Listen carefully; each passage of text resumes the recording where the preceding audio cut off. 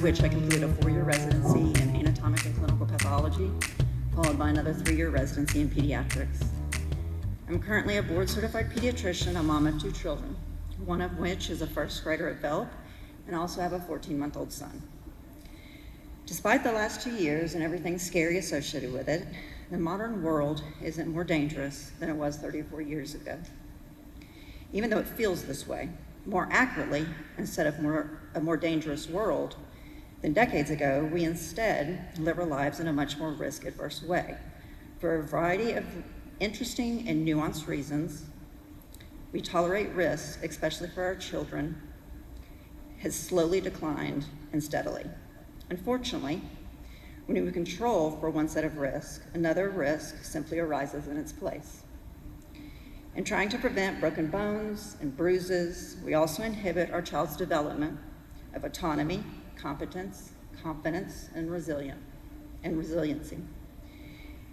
In treating many things as if they are extremely risky and therefore should always be avoided, we prevent kids from learning how to judge for themselves what is truly dangerous from something that is just simply unfamiliar. I started my own pediatric practice in January 2020. It's a small micro practice, and I currently have 142 enrolled patients. Previously, I had patient panels of 1,000 for many years. I completely removed myself from traditional medicine to practice medicine in a way that I wanted to. I felt the only way that I could provide this type of excellent care was to provide individualized medicine to all of my patients. As a pediatrician, I help guide parents and patients in making decisions about their own health care and assessing the risk and benefits of each of these decisions. Unlike the vast majority of the healthcare system, both locally here in Birmingham, statewide and nationally, children are denied access to health care, fired from the care of their pediatrician if parents do not consent to the following CDC recommended vaccination schedule for their child. This is a strong and very risky statement for someone like me in this city, but it's my professional opinion and personal opinion that is medically negligent for our healthcare system to deny medical care for children whose parents come to the conclusion that the risk of a medical procedure and intervention, such as vaccines, outweigh the benefits of their own individual children. Please take note, however, my children are fully vaccinated based on the recommended CDC schedule. Why would I, without hesitation or question, continue to provide medical care to a child whose parents decided to not follow my recommendations as their physician? Simply put, because it's their child. It's the parent's decision. I respect a parent's decision, even if I don't agree with it, or if I chose differently for my own children. This does not change my relationship with my parents or the parents of the child. My role as a pediatrician is to provide medical guidance and advice, but never to influence their decisions for their own children through coercion, force, or threats. Most find it shocking when I discuss the details and actual numbers with regards to the number of childhood vaccinations that we give children. I feel this is important to share with you because it closely parallels my professional opinion regarding masking our children and vaccinating our children against COVID.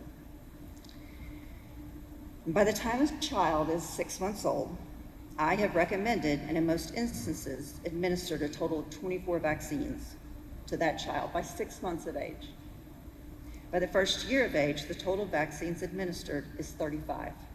And by 4 years of age in Alabama, the total number of vaccines administered is 43 vaccines. That's a lot, but I still recommend that.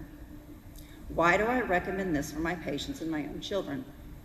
Because they are at severe risk of severe disease morbidity or death, mortality, without the gauntlet of vaccines that we give to infants and young children. Furthermore, ethically speaking, I believe the onus is on the proponents to show that the benefits of masking outweigh the cost or risk.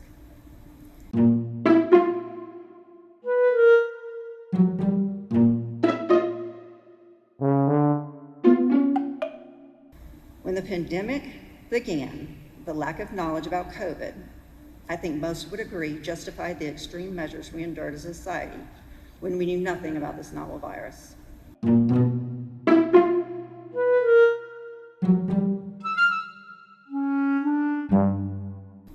Adults are supposed to ease the fears of their children, to reassure them that there's not monsters under their bed.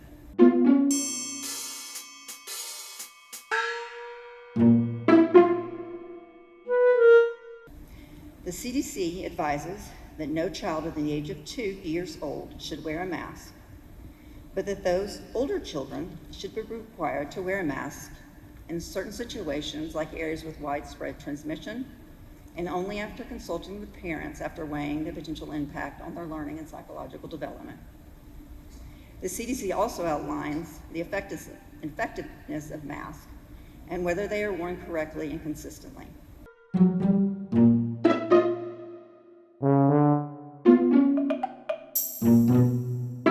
My comments by no means are meant to lessen or criticize the immense efforts of our teachers and staff.